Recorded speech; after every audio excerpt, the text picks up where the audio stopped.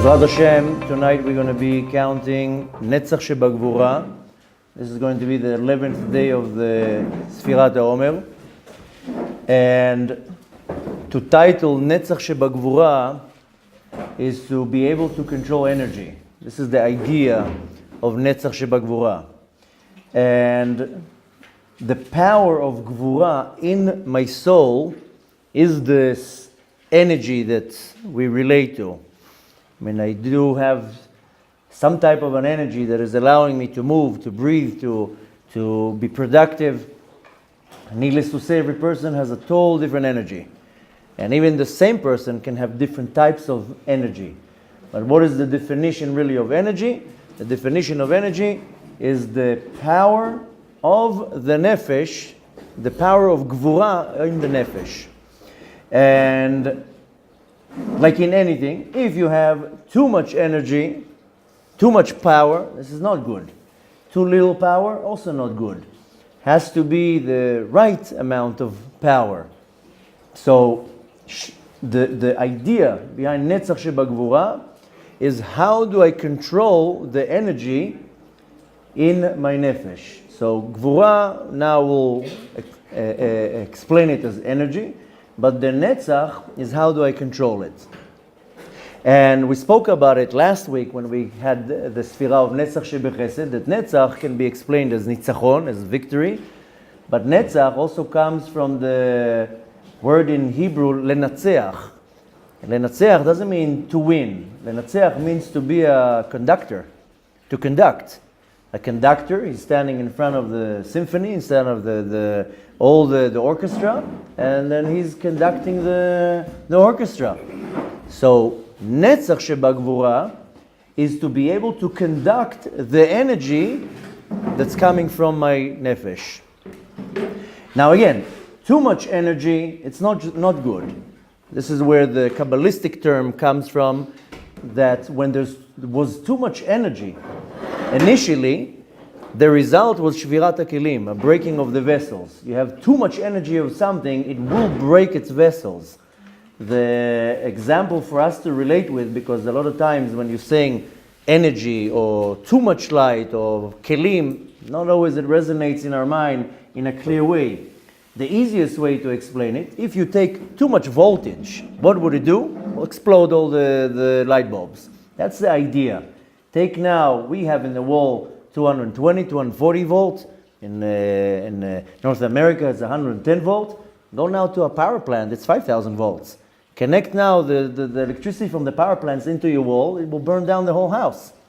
That's the idea of too much energy. Or in the Kabbalistic term, too much light and vessels that are not able to receive this light.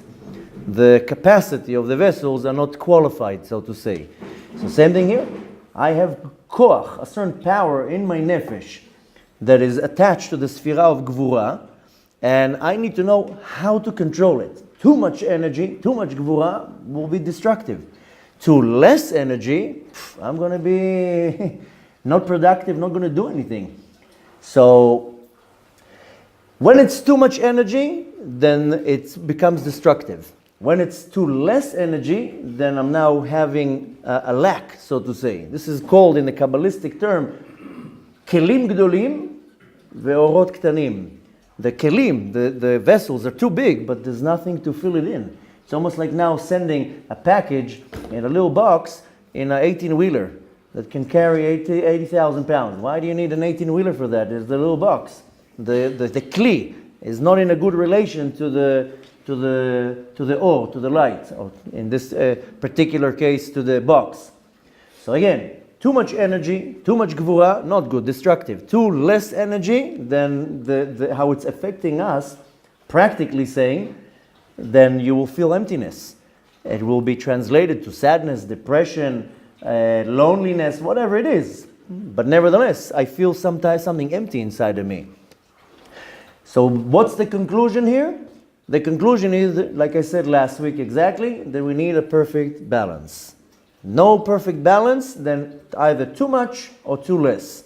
So the conclusion is that we have to come to a perfect balance. How do I get to the perfect balance? I need control over the sfira that will allow me to reach to this balance, and this is Netzach. Netzach Shebagvura is taking the power, the ability, and the tools to control how much Gvura is going to be used.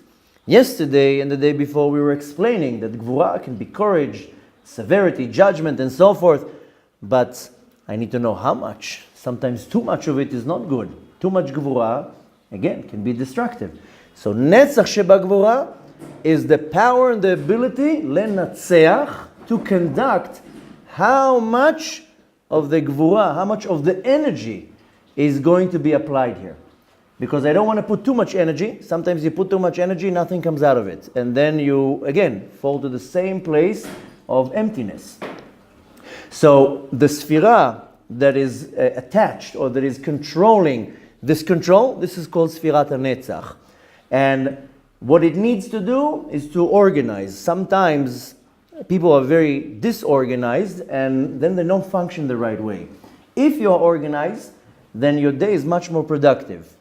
We were talking about it throughout Pesach, how when we mentioned in Agadat Pesach, Avadim hayinu leparo b'Mitzrayim, you might remember that I talked about it 2 weeks ago, we say we were slaves to Paro in Egypt. Were you a slave to Paro? I wasn't a slave. Maybe you were. I don't know. Maybe in a different lifetime I was in Mitzrayim. I wasn't a slave to Paro. Why does the Agadah say Avadim hayinu? Because we're still slaves. And who's Paro? Paro is the king of Mitzrayim. Mitzrayim is the state of limitation, a consciousness of and an awareness of a state of limitation. Paro is the king. What's Paro? Switch the letters of Paro. Brings you a different word in Hebrew, which is hafra'ah. Hafra'ah is something that distracts me. So whenever something distracts me, I'm not productive. Now, if my entire day is full of distractions, then I'm not productive. I don't do anything. Comes already 5 o'clock. Oh my God, the day is over. I didn't do anything. Now, if you work for something, you can't wait for that 5 o'clock to come. But when you are self-employed, it's your business. Every moment here is, I'm not productive. So the Netzach is how to organize, but this time we're organizing energy. Netzach Shebagvura is organize your energy. And I need to, excuse me? The energy that is in my in my nefesh. No, the energy, I mean, everybody has an energy. Sometimes you wake up in the morning and you don't have energy. Why don't you have energy in the morning? So the energy is that, I'll explain it in a different way. First of all, we have to understand that we can't put too much strain on our kilim. Like imagine, we'll use different terms than Kabbalistic terms. You can't put too much strain on an engine. Put an engine to work too much, it will break down the engine. So same thing with me. I can't put too much strain on my spiritual engine. And the way you want to look at it is that if you're driving on a highway. On a highway, you're not allowed to go above the speed limit, but you can't go beneath a certain limit, or less than a certain limit. You can't go 2 miles an hour on a highway. It's dangerous. There's a minimum amount and a maximum amount. So how I conduct my life, what causes me to do anything in this world is my energy. What is this energy? Is the power in my nefesh that allows me to do anything in this world. The easiest way to explain it, sometimes you wake up in the morning and you're full of energy. You jump out of bed, you make things happen, you're on fire. And the next day, you don't want to go out of bed. What's the difference between this day and the next day? So some power in me is very weak, or sometimes the power in me is very strong. Now, yes, you can blame it on hard labor. A person can come and say, I worked now 9 hours so hard, I'm very tired. No, the body doesn't get so tired like you think. It's the nefesh that gets tired. Imagine it like a battery that at the end of the day, your cell phone battery is down. And the same thing here. My energy is low because my soul lost energy. Energy is, to define it in a short version, and we now definitely can explain in length, but the short version of explaining what's energy is the power of my nefesh, power of my soul. It has to have some type of power. If I'm moving now my hand, this is coming from energy. Where is this energy coming from? From my nefesh. How do I know it's coming from my nefesh? My nefesh is my soul. The proof to how do I know that the energy comes from my soul, not from anything else, Sure, you heard my quote many times. Take now an energy bar and give it to a dead person. Would it help? No, the dead person is still dead. How come the energy bar is not giving him energy? Because the energy comes from the soul, not from the body. It's a misconception to think even that my energy is coming from my body. It's 100% correct that what I would fuel my body with, my nutrition, my food, that will be the fuel. But the energy is only coming from my soul. What is this energy? It's the power of my nefesh. If you're going like this, it's because there's a certain power in my soul that is allowing my hand to move. Now try to analyze everything that you do, and where is this energy coming from? How come one day you're praying like this, and one day you're praying, you're focused, you every word, you're like meditating on the word? What's the difference? It's the power of the nefesh. Sometimes when you want to use when you use too much energy, is that you try to do something too much, and it's almost like now taking a little flower and you want to keep it alive, and if you crush it, if you hold it too strong, you'll crush it. The definition of energy that Rabbi saying was the definition of energy, like when you walk into a room, you have a certain energy for the room, like a happy energy or a low energy. That's a whole different thing. This is the actual You want to try to relate to it more that how am I conducting my day? I mean, if you want to say practically saying, we want to take some exercise, is that you have to recognize when am I putting too much on myself. And sometimes, I'll give you one example out of many. I decide that I want to learn Torah. I take a month off and I say I'm going to learn Torah. And then I sit down and I say I'm going to learn 10 hours Torah. And the first hour is good, the second hour is also good. But then the third, I'm already like this, and the fourth, I'm like that, and I'm trying to put too much energy in a place that it doesn't work, and the result, destructive. You're not going to get anything. Better to learn 2 hours, and you apply, than to do it for 3 hours or 10 hours. It's almost like me saying, now I'm going to go and work out now. You think I can sustain more than a 10-minute workout? I didn't work out for 20 years. Why would I sustain more than a 10 minutes? After 10 minutes, I'm going to be collapsed on the floor. Now, what's going to happen? Let's say, hypothetically, my mind is still 20. The body is 40. Now I'm going to go do a workout. I can work out now for half an hour. It's too much energy. Now what's going to happen? The body will collapse. So this is just examples for you to try to relate with. Sometimes it's done not only in something physical, it's how I try to build a certain relationship. Sometimes you put too much effort into a relationship. Might not going to work. Sometimes it's too less. Sometimes it's this energy, it can be applied to how much you learn Torah, how much mitzvot you do. Nevertheless, what you want to put as an exercise here is to try to recognize when do you put too much strain on yourself.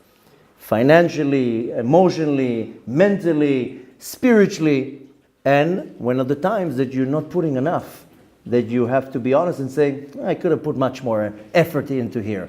And to know when is it too much, when is it a little bit less. And that's when you want to apply the Netzach Shebagvura, is to know how am I applying, how much energy am I applying here. And again, another practical advice, look now at a person who's going to run a marathon. He can put all of his energy into the first few miles. He has to now keep it very low energy. He has to run now 40 kilometers. When is he putting more energy? Towards the end. Take it like with two people who are fighting. If I know that my opponent is as strong as me, I can put all my energy in one shot. 30 seconds energy into the ring. I'm going to be already out of breath. Now he's going to overpower me. So I'm trying just to give you some ideas from the physical world. You take that and try to apply it into your own world, to my spiritual growth, to my mental growth, to my mental health, to my emotional health, and so forth. It can be applied in relationships, business, and so forth. But the point to take from that is, how do I control my energy? And the energy is the power that my soul possesses. I don't have energy coming from food, and energy is not coming from pills, and definitely not from energy bars. This is the fuel that I give the body. But my soul is the generator of energy. Wake up in the morning, at 4 o'clock in the morning, learn 3 hours Torah, go to the mikveh, pray shacharit in a minyan, learn some more Torah, 10 o'clock in the morning, you're going to be like Superman. Why? Because you boosted your soul with energy. Now what's going to happen? That's what happens to most people. They do what I just said, then they go out of the shul, one sentence of Lashon Hara, excuse me for the sound effects, all the air goes out. So where's the energy now? Well, yeah, you loaded a lot of energy, but you poked it in the bottom, so all the energy went. You see these hot water urns that we always have here? One time on Shabbat, on Friday, we set the place here for Shabbat. I took one of these big urns, I washed it out, put it under the sink, opened the sink, and walked around. I mean, this is 50 liters. Takes a couple minutes to fill it up. I walk around, move things around. I come after 3 minutes. It didn't fill up, like this. Okay, I go continue moving things, cleaning, pushing, setting up, come after a few minutes. I look inside, like this. After 20 minutes of going back to home, I was like, what's going on here? So the cap was open. You know, that little black tap in the back was open. So I was pouring water in, and the water was going out as I was pouring in. So this is a perfect parable, how you take in, you put in a lot of energy into your body. You can only feed your soul with energy with Torah and mitzvot. There's not any other way. But you do one sin, all this energy goes out. Now you feel that you did all the mitzvot for nothing. So you're saying, what are the mitzvot good for? What is the Torah good for? So I need to know that my soul is a nuclear reactor of energy, power. This is energy, by the way. How am I moving my hand right now? Because of a muscle? No. There's a nefesh in the hand that is able to move it. Believe it or not, there's a spiritual entity that is able to move the hand right now. Like you put a hand in a puppet. Take the puppet and don't put a hand in there. It's a piece of cloth thrown on the desk. Put your hand in it. That's the energy. Suddenly you move your hand. Oh, what do you know? The puppet came alive. So the puppet is my soul, and the soul has energy. This energy, I know I'm using a lot of different words, and sometimes it's maybe not so clear, but we want to simplify it. I have a certain energy in me that can be coming out as anger, and it can come also as chesed. I can have a lot of energy and start helping another person. Sometimes you see you have this unbelievable energy, and you help somebody. Sometimes you don't. I don't feel like doing this right now. And sometimes this gvura, this energy, can come as an anger. How come sometimes you get angry like this, and sometimes you get angry, 3 days, you're going to break walls from anger? Well, what's the difference? The energy is not conducted the right way. Now imagine now you lose your temper and you're exploding from anger. Why don't you take this energy, wait a minute, let me use the Sfira of Netzach, and I will conduct it. Maybe I'll take all this energy right now that needs to be let out. Let me direct it into something positive. Let me help another person. Let me learn some Torah. Let me take this energy and direct it. Again, in these series of classes, we try to keep it short and not to get too deep into it and not to philosophize of that, because then we can sit here for hours. The point here is that we want to kind of focus on something simple to what we need to focus on in the Sfira.